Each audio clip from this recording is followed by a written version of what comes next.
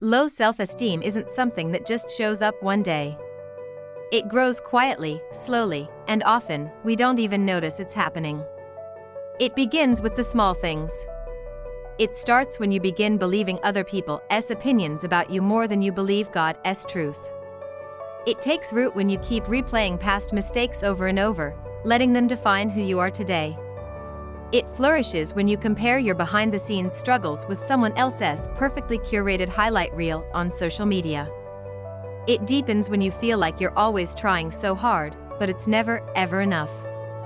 Sometimes, it stems from those painful moments in our past. Moments when we were ignored, criticized, or overlooked. Moments when someone intentionally or unintentionally made us feel small.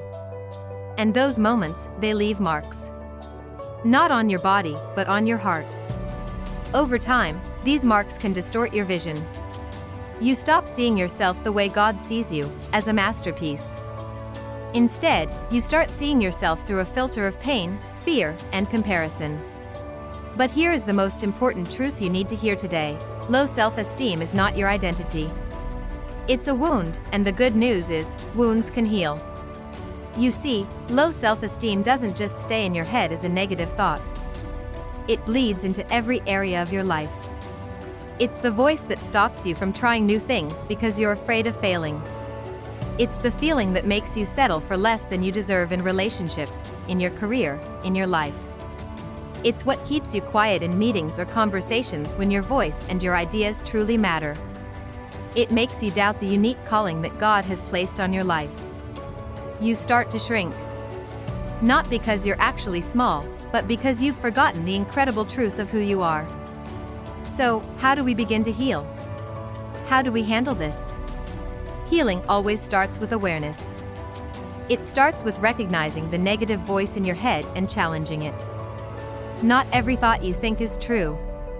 The next time a negative thought pops up, ask yourself, is this really true? Would God say this about me? The answer is always no. Next, you have to stop comparing your journey to someone else's. God doesn't create copies, He creates originals. Your path is uniquely yours, and it's beautiful. Start speaking life over yourself.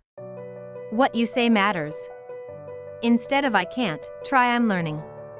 Instead of "I'm not enough," say "God is working in me." And finally, be patient with your growth. Healing is a process, not an instant event. And that is perfectly okay. This is where real, lasting transformation happens, when we invite God into the process. The Bible tells us in Psalm 139 that you are fearfully and wonderfully made. Think about that. God didn't make a mistake when He made you.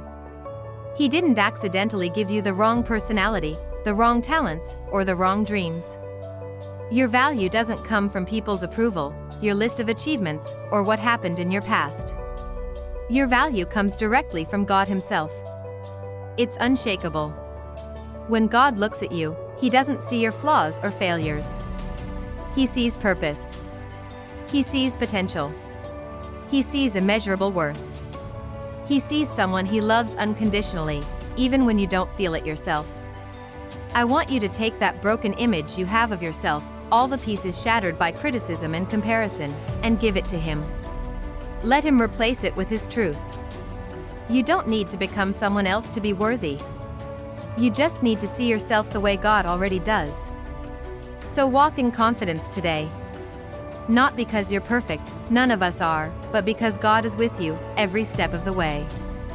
This is Aspire Chronicles, where faith meets growth, and fear no longer has the final word. If this really resonates with you, go ahead and hit that like button. I'd love to hear how you've tackled low self-esteem, so drop a comment below. And don't forget to subscribe for more awesome content. Thanks for tuning in.